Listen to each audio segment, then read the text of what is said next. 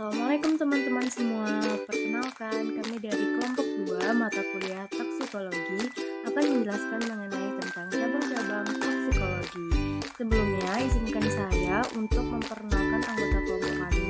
Yang pertama ada Bang Rahmat Utomo, lalu ada Faris Kirana, Nadia Zahra Ramadhani, Nilam Sari, Nisa Nurdianti, Nurul Fadilah, dan juga yang terakhir Serdi Rahmawati Bayu. Untuk materinya silahkan disimak ya. Kita masuk ke toksikologi, yang mana toksikologi ialah suatu ilmu yang menetapkan batas aman dari suatu bahan kimia.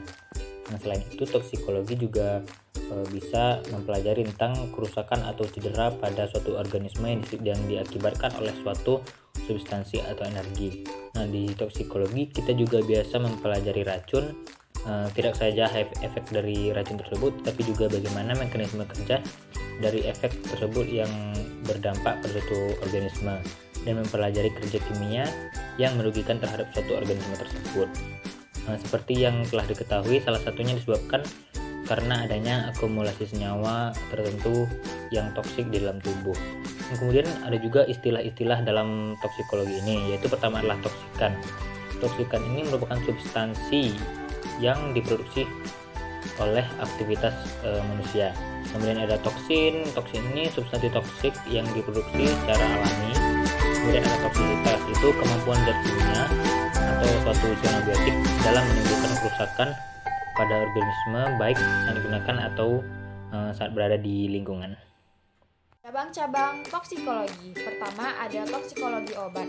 Toksikologi obat yaitu meneliti tentang efek obat, dosis obat, dan pengujian toksisitas obat dalam tubuh. Kemudian ada yang kedua, ada toksikologi bahan makanan.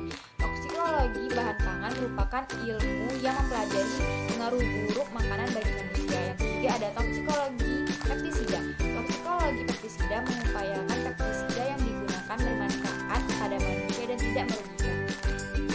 Yang keempat yaitu toksikologi yang menimbulkan ketergantungan, yaitu ilmu yang mempelajari tentang penggunaan suatu zat yang dapat menimbulkan ketergantungan akibat pemakaian yang berlebihan dan tidak sesuai dengan anjuran. Yang kelima ada toksikologi lingkungan. Toksikologi lingkungan adalah cabang ilmu yang mempelajari bahayanya bahan kimia di mana manusia dapat terpapar tanpa sengaja, baik itu di lingkungan, makanan, dan lingkungan kerja. Yang keenam ada toksikologi industri. Toksikologi industri adalah cabang ilmu yang mempelajari bidang keselamatan dan kesehatan kerja yang mempelajari efek bahaya zat kimia pada sistem biologi. Toksikologi industri ini membahas tentang berbagai bahan beracun yang digunakan, diolah, atau dilakukan oleh suatu industri. Di nomor 7 ada toksikologi aksidental, yaitu maksudnya di sini berupa keracunan pada zat yang berbahaya yang dikonsumsi secara langsung ataupun tidak langsung. Selanjutnya yang kedelapan ada toksikologi perang, di mana toksikologi ini maksudnya adalah merupakan toksikologi pelaksanaan untuk perang nuklir, seperti ada senjata atom yaitu nuklir, dan yang kedua ada biologi dan kimia yaitu senjata nuklear atau biasa dikenal dengan ABC. Selanjutnya yang kesembilan ada toksikologi sinar.